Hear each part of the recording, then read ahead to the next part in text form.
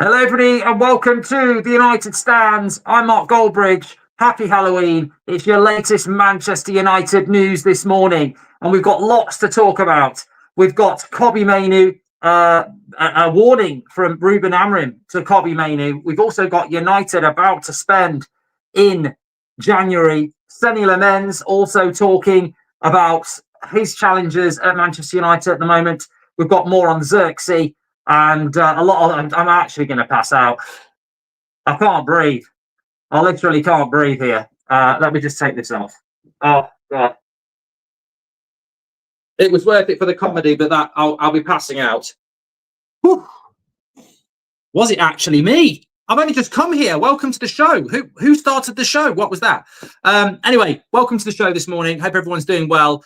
Your latest Manchester United news on the United Stand. Ruben Amorim with a warning to MAINOO and others. INEOS ready to spend in January. Lammens talking about issues as well. Lots to get into on the show this morning. I hope you're all doing very well. The weekend is here. It's Friday. It's Halloween. It's Friday. Man United playing tomorrow. We've got Dortmund on That's Football tonight. We've got Ben Jacobs on the show at 2 o'clock. I'm hoping we're going to get some good updates around the midfield. But yeah, lots to get into this morning. Where to start? I think there was a couple of things from yesterday that have really sort of, you know how we say, like, you get a hidden message. And I think that what we need to realise is, and I suppose Dorgu's the best place to start here, is I was listening back to what Amorim said in his press conference yesterday, and I was looking at what Jason Wilcox said. United are going to spend in January. Hold me to that. We're going to buy a player in January. I'll tell you why in a few minutes. But also, Ruben Amorim doesn't say anything without effect. He's a little bit like Rangnick. So when he's saying that players who are training, he sees in training, who are doing really well and deserve to play, just can't pick them, he is talking about people like MAINOO and Dorgu as well. And what we need to realise is that obviously there is this, I mean, look, one of the funniest things I read this morning was that Garnacho thinks he's going to the World Cup with Argentina. Mate, you're not good enough. Like, sometimes people have. The point is, this is the warning I think Ruben Amorim is sending to MAINOO and others. Sometimes you're trying to run before you can walk, and we're all guilty of that. I mean, sometimes you just got to enjoy your football and work on the talent and the opportunities that's there instead of trying to overachieve too quickly. Sometimes you're given a slice of Victoria sponge and you look across the table and someone's got chocolate fudge cake and you want chocolate fudge cake. There's nothing wrong with a Victoria sponge. Next time have chocolate fudge cake. And I think some people in football and outside of football are always looking at something that maybe isn't the right time for them at the moment. I think Ruben Amorim is sending that warning to MAINOO. He's sending that warning to Dorgu that, you are good players.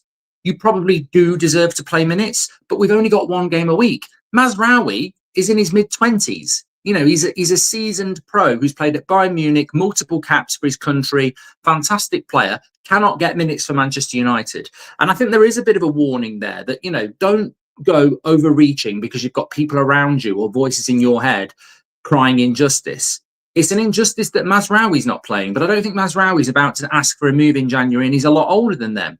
Some of the players in our team are prospects, and I don't think that this is as simple as MAINOO is not liked or Dorgu is not liked by Amorim. In fact, quite the contrary. You look at our squad, Dorgu's just turned 21. MAINOO's not 21 until April. These are prospects as well as good players. Prospects are, by definition, players that are going to be part of your future. Yes, we've got to manage minutes. Yes, we've got to manage expectations. And I think for MAINOO, it's probably frustrating because he looks at who's playing in the midfield. But there is that warning there that, I think Amorim will give these players opportunities in a Man United shirt, but you've got to keep working for it every week and you've got to wait for your opportunity, much the same as Mazraoui is as well. So I think there's a bit of a warning there that, I want to leave. How much damage will that have done to MAINOO to say that he wants to leave the way he did in August? And how much more damage will it do for him if he says he wants to go in January? It's not like he asked to leave in August and Amorim's gone, oh my God, I better start playing him before the next window. He's not played him much either. So sometimes I think that you've got to listen to what the manager is saying. And there are a number of players like Zirkzee, like Mazraoui, like Dorgu, like MAINOO and others that aren't getting the minutes many of us would like to see them get. But it's not because he's picking crap. We're winning games. There's a big squad. There's no European football. There's no Carabao Cup football. And ultimately, it can change. And this is why, like, when I look at like potential players moving in January, it's a very dangerous thing to say MAINOO's definitely gone in January, because I mean, I'm not saying he's going to start. That's another thing I wanted to talk about as well. There's a bit of a rumour going around about a shock change for the game tomorrow against Forest. I'm not saying that MAINOO's going to start tomorrow. I don't expect him to, but at some point he might start. And then it's about, if you play well, you keep your shirt. So things can change around very, very quickly. I just felt, listening to Amorim again, I think he wants to give people time. He wants to give people minutes, but he doesn't have the bandwidth to do it. Like, you've got 90 minutes once a week. You've got to win. We've got to win tomorrow. As we said in the preview, it's a great opportunity tomorrow. You've got to win. And he's therefore got to pick the team that he thinks is right. If we were playing next Thursday in the Europa League, I think MAINOO would start, Zirkzee would start, Agate would start, Mazraoui would start, but he can't do that. He can't do that. So I think it's worth considering that some of these players, it's almost character building to hang around, especially when you're a prospect player. I mean, I don't think Dorgu's got anything to worry about with the low at left wing back at the moment. It's favouritism, nepotism, Portuguese passport, whatever. But I don't think Dorgu at 21 really needs to be panicking about his future at Manchester United right now. And maybe MAINOO doesn't either. Maybe he doesn't. I'll throw that out there. Anyway, getting into a bit of topical stuff. Just a rumour going round. You might have seen it on social media. I don't necessarily believe it. I have heard it from a couple of people not on social media as well, that there might be a change in the team tomorrow. Specifically, people are guessing. I don't know where this would come from either. And actually, I'm quite pleased that I don't really know the name, other than there is a bit of it is going round that there's going to be a change to the team tomorrow. I think some people are putting 2 and 2 together and saying it'll be Mountain and Sesko out. I don't think these sort of things harm us, to be honest with you. I think it would be massively harming if I said to you Sesko's dropped and Mount's starting because somebody's leaked me the team news. That's not what's happened. There is just this rumour going around in the corridors of where rumours tend to be true, that there's going to be a change to the team tomorrow. I think as long as we don't know what that is, if there isn't a change, great. If there is a change, great, because Sean Dyche and Forest won't know what it is. So I think as long as people aren't putting out what it is, I've got a massive problem about it, because actually it's a very different preparation for Sean Dyche if you're playing against Sesko or if you're playing against a false nine. So that's going to keep them guessing a little bit. But I mean, I'm only going along with the rumour there that it's Mount, but I mean, for all I know, it could be bloody Maguire, or we could stick with the same 11. But I acknowledge, in the corridors of rumour, where there's some credibility, there is talk of a change tomorrow. Where that's come from, I don't know. I mean, it might be Man United themselves being a little bit wise, because I don't think it's a bad idea to start chucking rumours around, especially when you're against a Dyche team.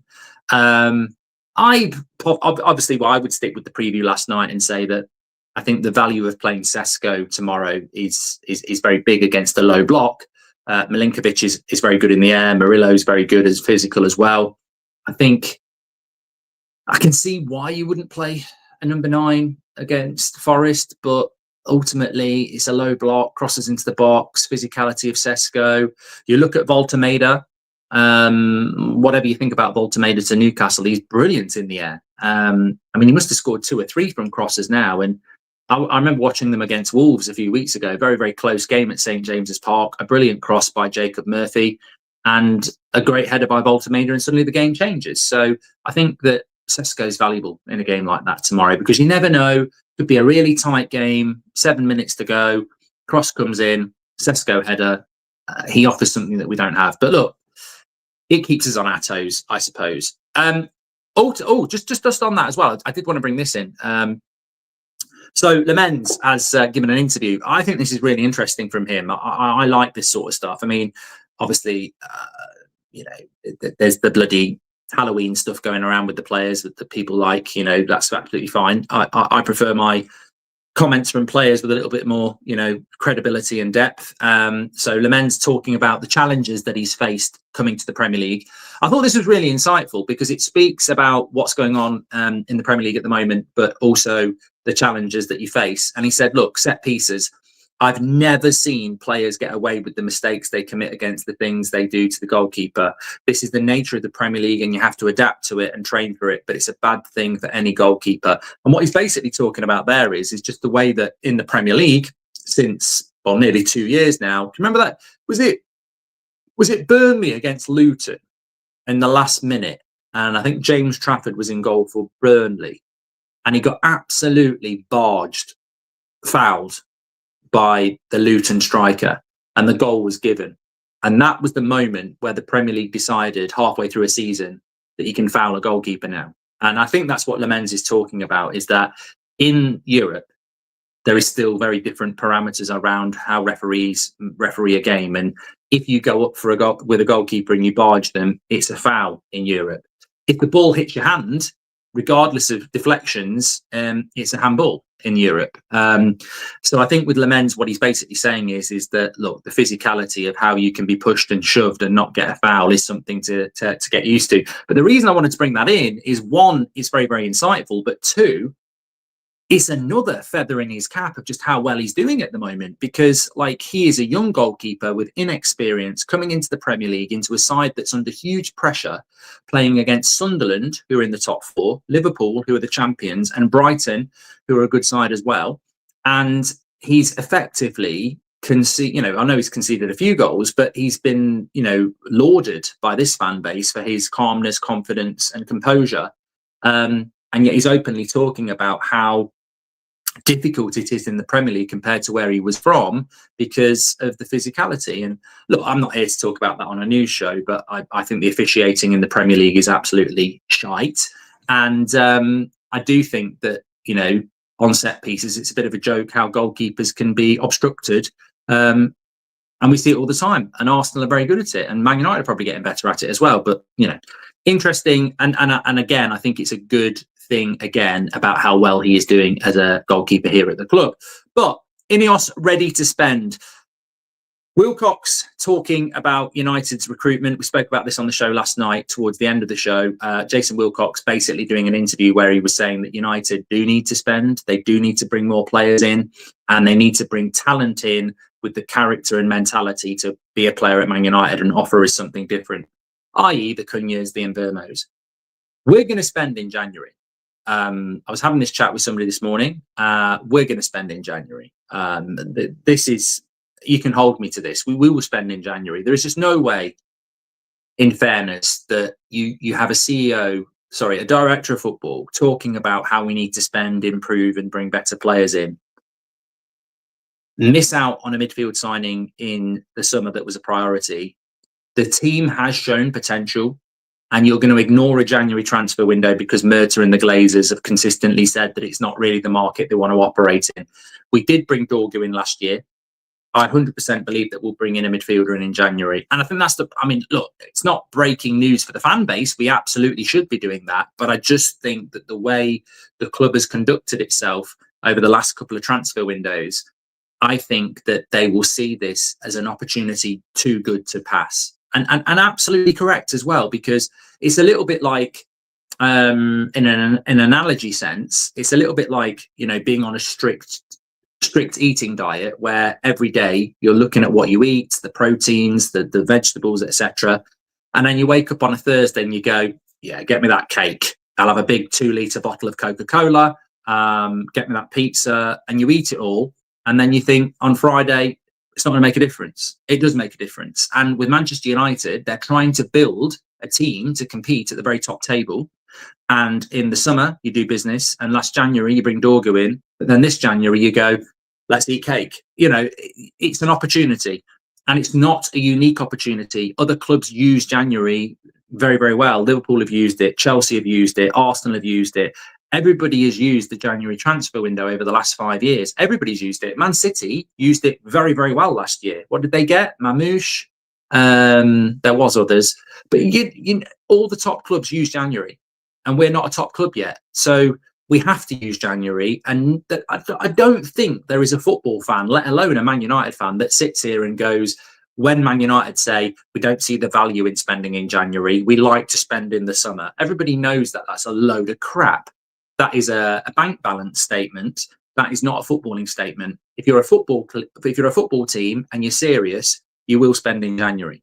And I think United will, because we need to. And also next summer is going to be very, very difficult to spend money. Bruno Fernandes has already said, I'm not making my mind up about anything until after the World Cup. And I think that's a great point, because Bruno Fernandes is a player that many of us expect to go next summer. Many of us think he should go next summer, but he's not going to make his mind up until the back end of July. The season starts in mid-August. So if Bruno decides to go, we won't know until the very end of the window, which leads me to believe maybe he won't go, because how late in the window would that be? It's a problem for Manchester United. So this is going to be a problem next summer. And again, that's another reason why I think the January transfer window will be an opportunity. And I think Jason Wilcox has given yet another big hint of that, certainly. But as I said about Bruno there, I think that next summer with the World Cup is going to be a very, very difficult summer to navigate. This summer I don't think it was perfect from Man United's point of view, but ultimately we did get Cunha, we did get Mbeumo, we did get Sesko, but there was no international tournament to write off half the summer. And, I think Bruno himself has exposed just how difficult it's going to be, because apparently he's not going to make his decision until the end of July. And if we've got other players doing that as well, it's either going to be a very chaotic end to the window, or we just won't do as much business as we would have liked to do. So yeah, certainly worth keeping your eye on that. Let me just pop into the live chat and have a look at what people are saying. Sesko has looked better on the deck, says Robert McCormack. I don't think we've really serviced Sesko that well yet, Robert. I was talking about we were doing a bit of statistical analysis last night on the preview. Check that out. Nottingham Forest, I think, are in the top 4 in the league, maybe even higher, for putting crosses into the box. Man United, I don't think we're even mid-table. So we've got a striker with a ridiculous leap who is very, very tall, and we're not really putting crosses into the box. Now, you're going to struggle to put crosses into the box from the right-hand side with a left-footed right wing-back, and you're going to struggle to put crosses into the box with an we're basically playing inverted fullbacks at the moment. Now, that could be tactical. But I think if you're Sesko, you want a Delo and a Dorgu running on the overlap and whipping in the first time cross. We're not really set up for crosses, are we? Which is weird, because we have such a big striker. I quite like it when Casemiro drifts to the right or Bruno drifts to the right to put that first time cross in, because it's like that Beckham cross, isn't it? That's the dream cross. The Trent Alexander-Arnold cross, the Beckham cross, which is early, curling in, get your head on it. Don't really have to do much because it's coming in from that way. The difficulty is from an inverted cross. If you think about Ahmad, he's got to come back on his left and curl it towards the goal. So if you get your head on it, you can only really glance it. It's sort of going that way. So you've got to sort of skim it. And if you get too much on it, you take a lot of power out of it. Whereas if a curled cross with a natural right footer is coming right on your head, bang, and you get a lot more power on it. So I don't like the inverted cross, but yeah, I don't think you're wrong, Robert. I think that at the moment we're seeing the best of Sesko on the ground because we're not really servicing his height that well, which leads me to believe I don't actually think it was a priority of Amorim to have a tall striker. I think he's very happy with Sesko, but I don't think he was like, get me a tall striker. I mean, it's a very good point, actually. If Amorim was sat there at the start of the summer going, I want a 6'4" striker because I'm going to put loads of natural crosses in, obviously that makes sense. But we're not that team. He isn't trying to put loads of crosses in. I think he likes Sesko, but maybe Robert's hitting on something. Maybe it's not about his height. Actually, I was watching a video this week with Beth on it, and she alluded to it. It's a great point. How grateful are we that Liam Delap chose Chelsea? I mean, how significant? You know, you talk about sliding doors moments where, you know, you might have seen the film, but effectively you leave the house and you've forgotten to, you put the wrong pair of shoes on.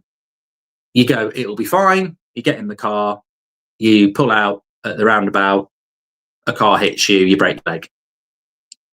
You go back to that scenario and you go, I'm not wearing these trainers. You go inside, you change your trainers, you go on the drive, you don't get hit by the car because you're a few minutes late. And those sliding doors moments are incredible. I mean, I told you a few. My whole life changed on the fact that I was in Magaluf, which is a holiday resort with my mates. And every night we went out, it was somebody's night. We used to have these things called traveller's checks.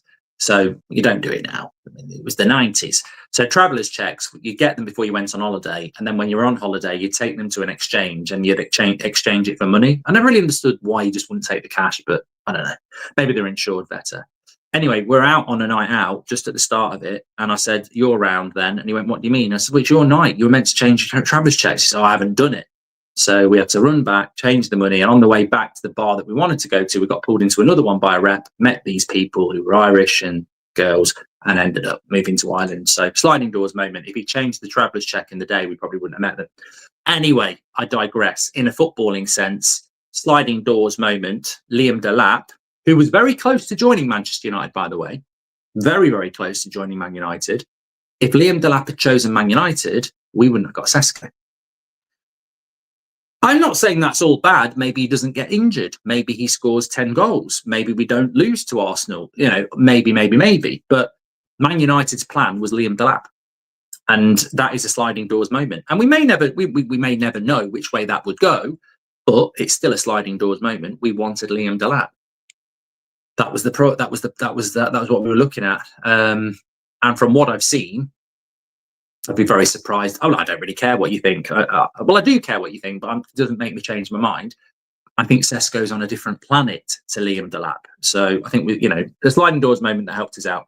Mark my words, we'll get Nuno Mendes in the summer, says Tony Martial. I'd bloody love to get Nuno Mendes in the summer. I don't know how that happens. I mean, we did look at him in January. I'd bloody love it. I think he's the best left back in the world. That's a touch hot this morning, but it will still do. Seth says, against Brighton, Sesko didn't get a touch in the first 10 to 15 minutes, but he looks at the other two beside him contributing so much. I need to step up, otherwise I'll get left behind. Great characters, all three. He has a great character, Robert McCormack. Not Robert McCormack. Robert McCormack does have a great character. Benjamin Sesko. Thank you for your super chat, Seth. Chipper says, the problem with players like MAINOO is that he was a starter for Man United in England at 19. Now, 18 months later, all that is gone. Too much, too fast. Yeah, I mean, if you tuned in a little bit late, we're talking about this Amorim MAINOO warning, which is basically something that's really important. And I like these type of conversations that we have over the years in the community, where we break it down a little bit and go, Dorgu and MAINOO are prospects. One is 20, one is just 21. They are prospects. When you look at the likes of Patrice Evra, as I've said before, because he's a left back, he wasn't even at Monaco at the age Dorgu is. So obviously we bought Evra as potential from Monaco. At 21, he wasn't even at Monaco. So some players are in a rush. They see Yamal and think that they should have won the bloody treble by the time they're 20. You got voices in your head, voices in your ear. Too much too soon. I think you're absolutely right, Chip. I mean, if I was MAINOO, I'd want to play football, but I'd also be like, if I'm good enough, I will break through. And I think that's what Amorim is saying, is like, some of you are prospects. I think Dorgu's a lot better this season than last season. He's sat on the bench. So he sat on the bench for bloody Delo. You can't argue with it because he won the last 3 games. So I think patience is really important, and they are prospects. Like, this is by definition, there is a contradiction there, because this Manchester United side is a work in progress. Nobody really expects us to be in a title race for 3 years. Nobody really expects us to be in the Champions League next year. So everything is about building for the future. If you're a prospect and you're hanging around that team at the moment, there are opportunities there. Casemiro's gone in a year. We're talking about midfielders. It's a great opportunity. Of course it is. Just want to say, by the way, I've got a legend behind me. I just want to say, Manchester United birthday today. Absolute legend of this football club. And I think we should all be saying happy birthday to him. Dennis Irwin is 60 years of age today. Absolute original Premier League Man United goats there. From the early 90s side, which I was actually saying to an ex-United player a few weeks ago, one of my favourite teams is the 94 side. I loved that because a lot of you would have been up your mum's chuff, of course. But the point is, if you experience it, Manchester United, when I was like supporting them in the late 80s, early 90s, we weren't winning things, and we had no real history of winning things apart from cups in my lifetime. So winning that first Premier League was fantastic, but then winning the double in '94 was incredible. And Dennis Irwin was a massive part of that. So happy birthday to him. Also, happy birthday to Marcus Rashford as well.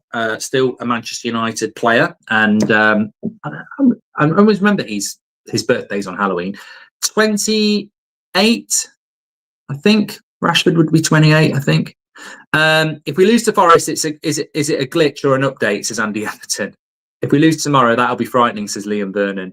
Thanks for your super chats this morning. Look, I think the Premier League, I just did Premier League win, lose or draw with Robbie, and we've both gone with a Man United win.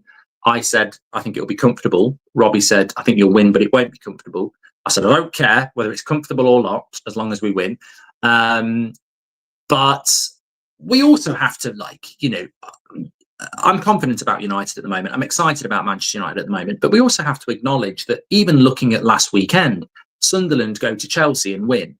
Where's that come from? Bournemouth are second in the league. Where's that come from?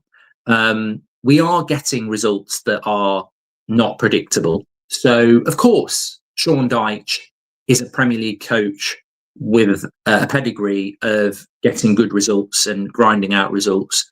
But I just feel like you can't predict, you can't guarantee it. But prediction-wise, I think most people are quite right to go with the United win. We're in a good vein of form at the moment. But obviously anything can happen in the Premier League. I mean, look, who knows? First 2 minutes, Casemiro's a bit late on Anderson, red card. We're down to 10 men. We're going to struggle.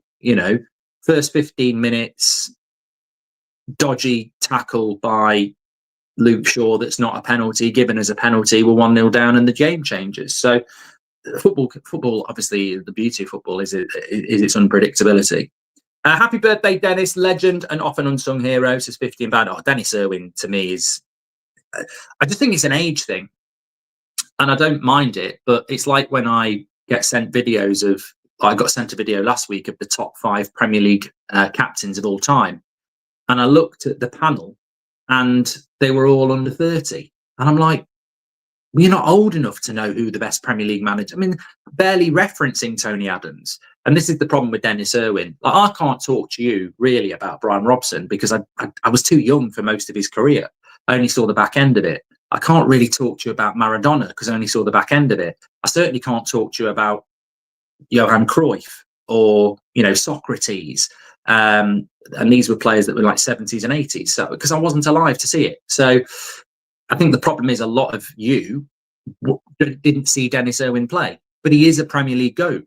He was brilliant in the first 10 years of the Premier League. I mean, he played in the bloody 99 final. So he was around for a long time at the start. It's like Paul Ince was a brilliant player for us. Mark Hughes was a brilliant player for us. There's some really, really top Man United players that played for us in the 90s that don't really get much of a mention now for different reasons. But I mean, Dennis Irwin to me goes into a Premier League all-time 11, right back or left back. That's how good he was. He was brilliant. And people say Ashley Cole would have to be left back, and I'm like, Ashley Cole was very good, but how many goals and assists did Ashley Cole get? Like, he was a good left back, a good defender. So was Dennis Irwin, but he got you goals and assists as well. And a modern left back, a modern fullback. Yeah, definitely. Anyway, let me come back to the show. Let me come back to 2025, please. And I'm doing that. Robbie did say Amorim is a fraud first season. Laugh out loud, says Seth. I don't know. I don't know about that. Maybe he did, actually. I don't know. I think there's a few. I mean, it won't matter to Robbie because he's an Arsenal fan. But there are a few United fans that are in that position at the moment where they've said things they shouldn't have said. I mean, after the Grimsby result, I saw some really bad stuff from so-called content creators. And I think you back yourself in a corner. But I put it down to naivety. I've played the game. I always tell you, I've been here for 10 years doing this. And it's been a privilege, but I've made mistakes. And the Van Gaal one, I never want to go back there again. I went Van Gaal out way too soon. Ultimately, I was right, but there was times where I was like, this might go wrong, this might go wrong. And I'd given up on him. and I didn't want him at United anymore. Even when we were winning games, I didn't want him at United anymore. And I think, I think some people have gobbed off, maybe for content, maybe they believe it, but then they've gobbed off too soon. And it sort of leaves you in a situation where you either have to admit you're wrong or double down, which is why you've still got people who are Arteta out, which I just find incredible. I mean, that can only be, I don't want to, be proven wrong. But look, we don't have to worry about that. We don't have to worry about that here. But you know what? Honestly, there are people who are Amorim out in this chat, and I do read the chats. There are people in this chat who are Amorim out, and I totally respect it, because they're basically saying it's 3 games. I don't think it's going to last. I still think that the problems in that team haven't gone away, i.e. Delo is a problem. The midfield is a problem. And I can see there are a lot of good teams in the Premier League, and it's unsustainable that we're going to keep winning games. Now, I'm paraphrasing there, but they're basically saying, I'm not calling them a fraud. I'm not saying I don't want Man United to win. I'm just saying a lot of the reasons I don't think he's going to be successful, I still think are there. Some people just made their mind up that this is not the guy, and they didn't need to start calling him names or swear or anything like that. They just don't think he's the guy, and they still have their reservations about it. I also know people that are on the point where they'd like to be Amorim in, but they just feel it's a bit too soon to come back at the moment because it's only 3 games. So look, it's not without its conversation. But I agree with Stephen. It's the momentum that we are building yeah, you get a feeling. You get a feeling, and I'm not here to talk about 99. We've had enough of a history channel over the last few minutes. But you got the feeling through that season that something was happening, and the players felt it as well. And that's a very grand level of momentum. But as I said on the show last night, we're looking at the league table on a preview now, and we're looking at everybody else and going, this is a massive week because Chelsea are playing Spurs and Liverpool are playing Villa and Man City are playing Bournemouth, and they're all in the top 8. So if we win, we're going to make moves and we're going to open gaps. So we're looking at the league now. That's what momentum brings. We're not just looking at surviving game to game. We're looking at what it brings to us. So yeah. Okay, more to get into anyway. Let me talk about more about two transfer stories actually. Italian reports are saying that AC Milan are the latest club to step forward in talks to sign Zirkzee. Milan want to be informed should he become available for a loan in January. Zirkzee wants to move away from Old Trafford to gain much needed game time ahead of the World Cup. I mean, look, AC Milan, if you want to know a story, this is true. Okay. So the summer of what summer was it? Was it the summer? Oh yeah, it was the summer of the FA Cup. So we won the FA Cup,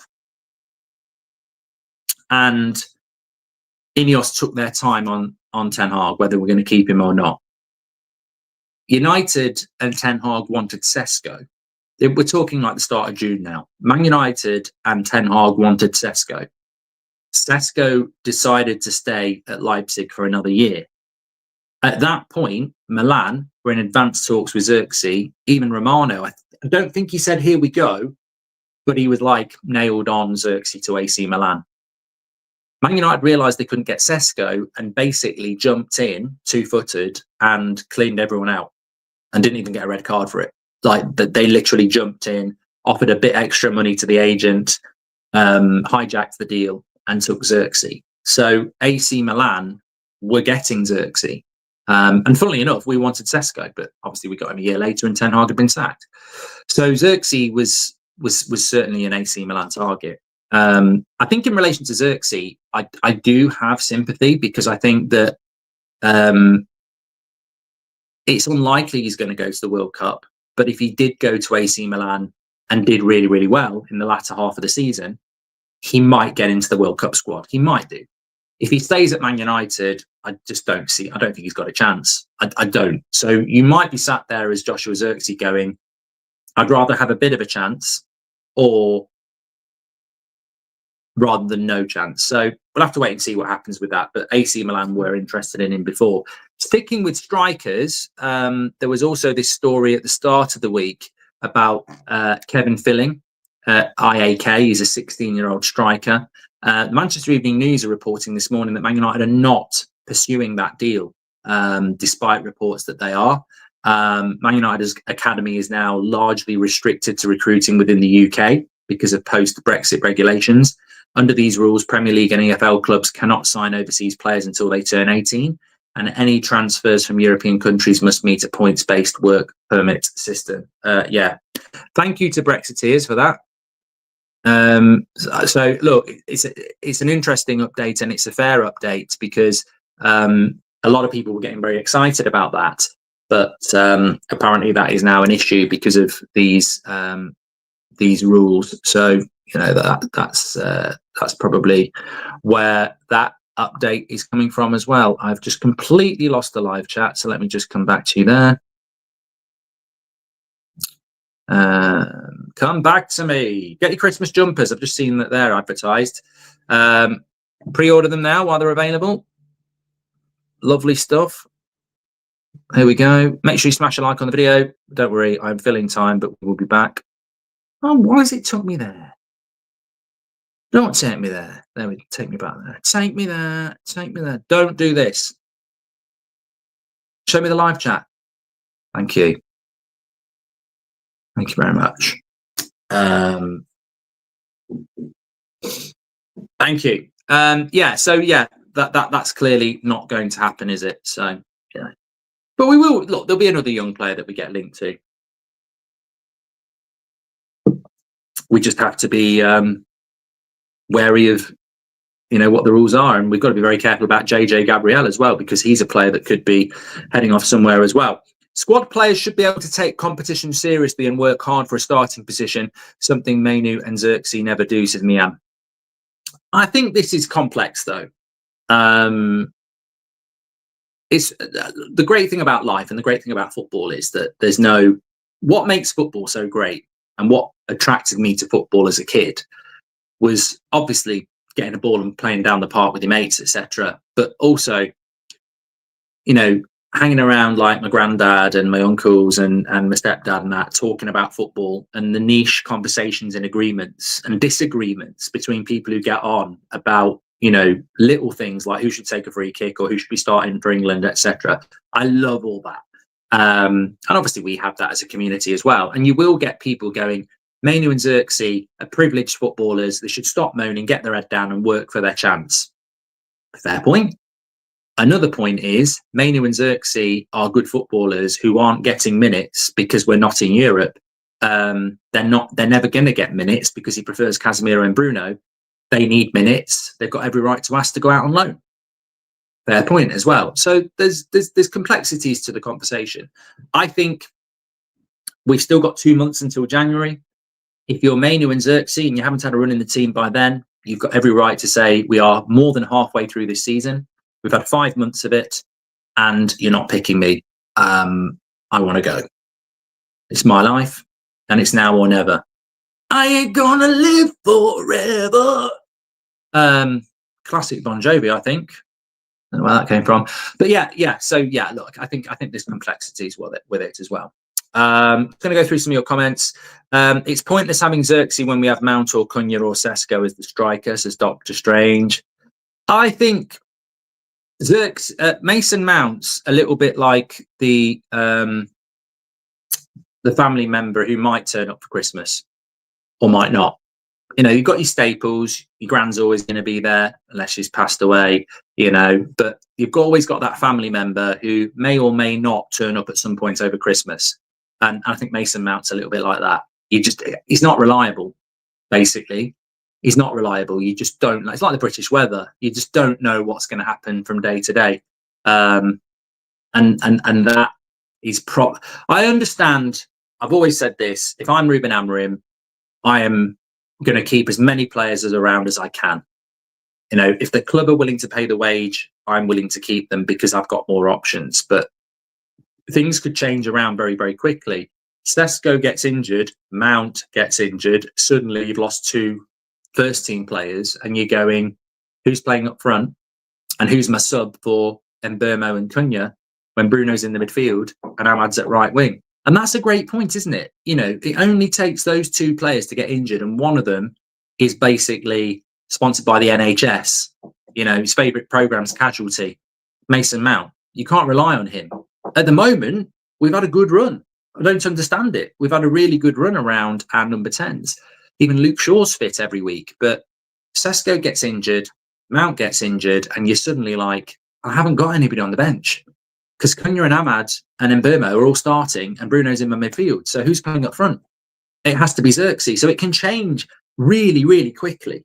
And you can bet your bottom dollar that if we loan out Zirkzee in January, the first week of February, Sesko's going to get injured and Mount's going to get injured. And then you're going to be like, why did we do that? So I think it's very important to remember the individual player has got every right to say, I want to move, I'm not getting minutes. But if Zirkzee was to go, you'd have to bring someone else in. You'd have to, because you can't leave yourself there. Brink says he's probably watched all of Casualty, so he's got something to do. Stop ignoring the knock, says Hilda. It's not that sort of a knock. Mount has played well this season. The injuries have ruined him since captain. Mason Mount, without the injuries, is a good player. I hate Christmas dinner conversations. It's always someone judging your job or asking why you're not married, says Ladios. That's therapy there coming in. Honestly, frustrating to see what's happened with Jay-Z. Clearly a very talented, I thought you talked about the musician guy and what's happened with Beyonce there. I was like, whoa. Clearly a very talented player there. Given minutes, can see him flourishing even in this system. Yeah, I mean, we're talking Zirkzee with Simply Red there. I agree with you, mate. I do. I think that the sad thing about Zirkzee is that he was actually, from last January to his injury, doing well, and I felt like he'd said. Remember, like Zirkzee's only been here over a year. Feels like he's been here longer, but he's only in his second season, and he's had a couple of injuries. And this time last year, he came into the club in the first 5 months. Every week it was he's going back to Italy. January he committed. He started playing well. Then he got the injury. Now he can't get back in the team again. So I think you're right. I think if MAINOO, Agate, Zirkzee, Dorgu were given a run in the team, I think they would do well. But you can't get a run in a team that's winning. And also the mic drop has to be Mazraoui. Hello. You know, this Mazraoui's a fantastic player. He can't get minutes either. So calm down. Amorim's warning, calm down. Like, there are players who are training in the week who deserve to start, but he can't start them because we don't have enough game time. It's a nice problem to have, but it will become a problem. I agree. He will. I think Zirkzee should go because I don't see his future at United, says CAG. I think ultimately he will end up leaving. Yeah, I do. I mean, I like the player, but I think he will go. In a row, says Clell. Last season cannot be forgotten. The sobs and tears of the losses hurt a lot and determined the coming weeks, says Clell.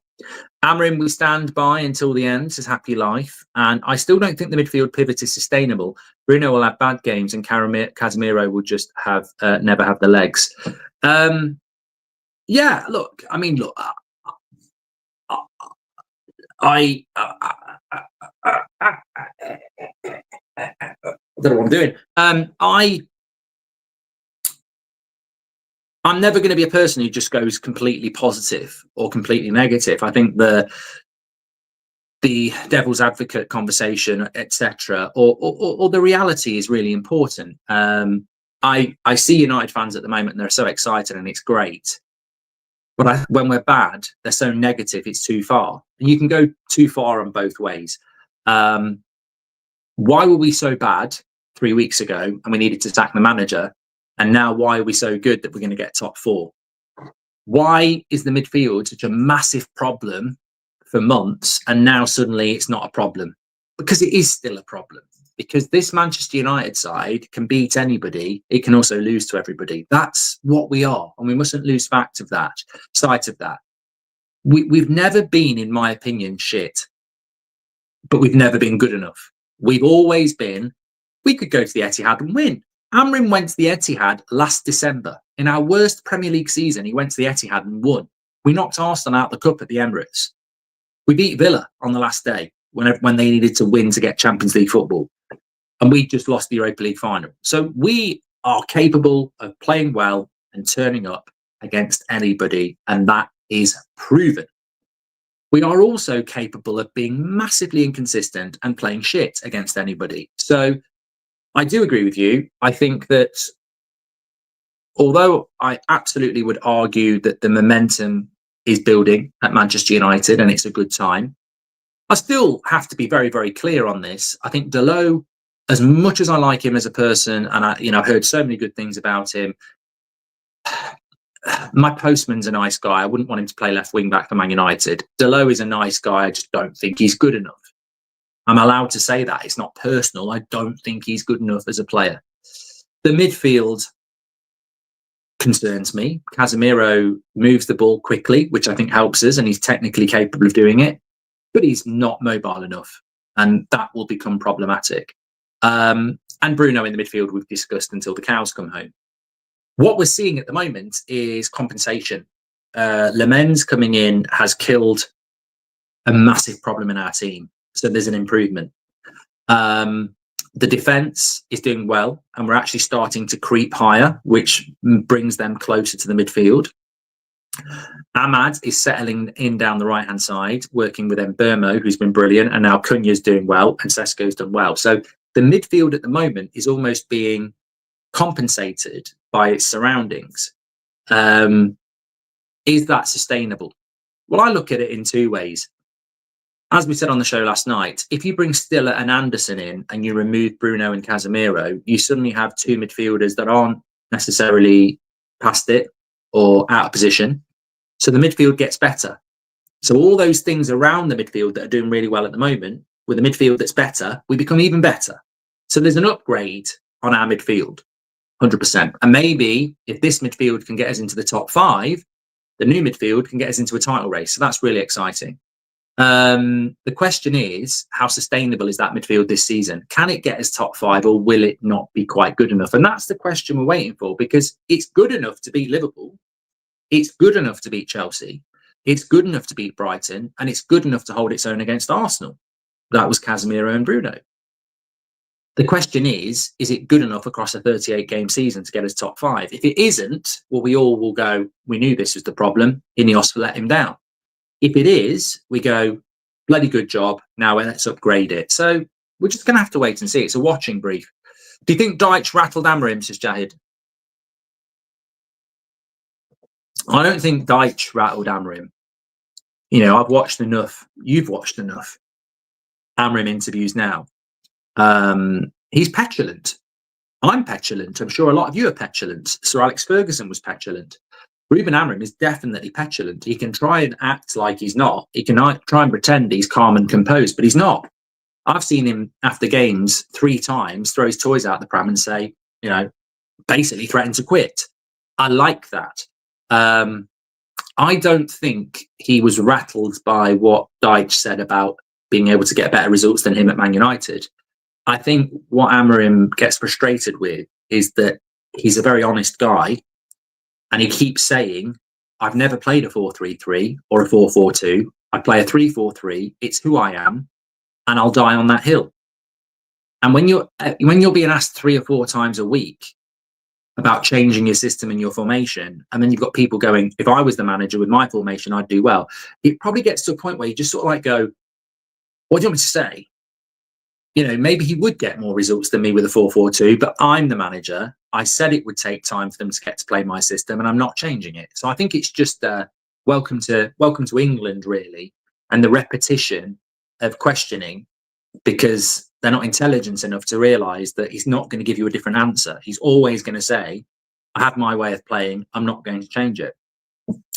Mark, last season we didn't have this set of attackers. We now have this season. We're much better, says Solomon. Kron says we're capable of beating good teams, meaning that they can turn up and show great mentality. However, we lose to small teams as they can be complacent. Well, this is what these games at the moment are already about, isn't it?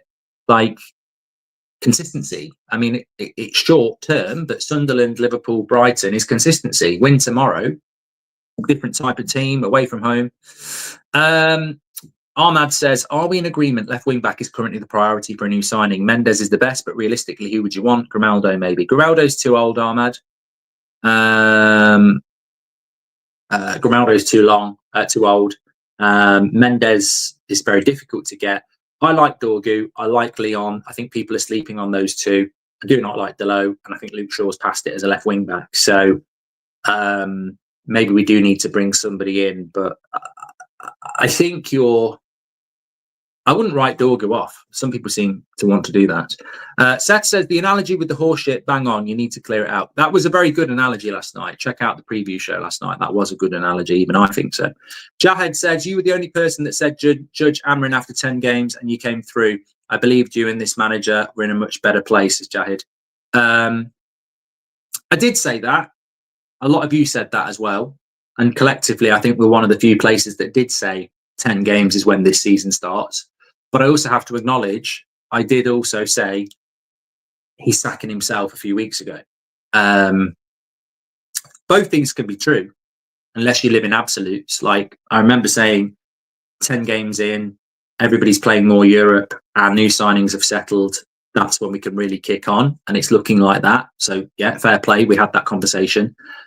But I think that can be true. And also, I did think around the Brentford game, Man City, Grimsby, he was sort of sacking himself. Like, he was. Like, some of the things that were going wrong were on him.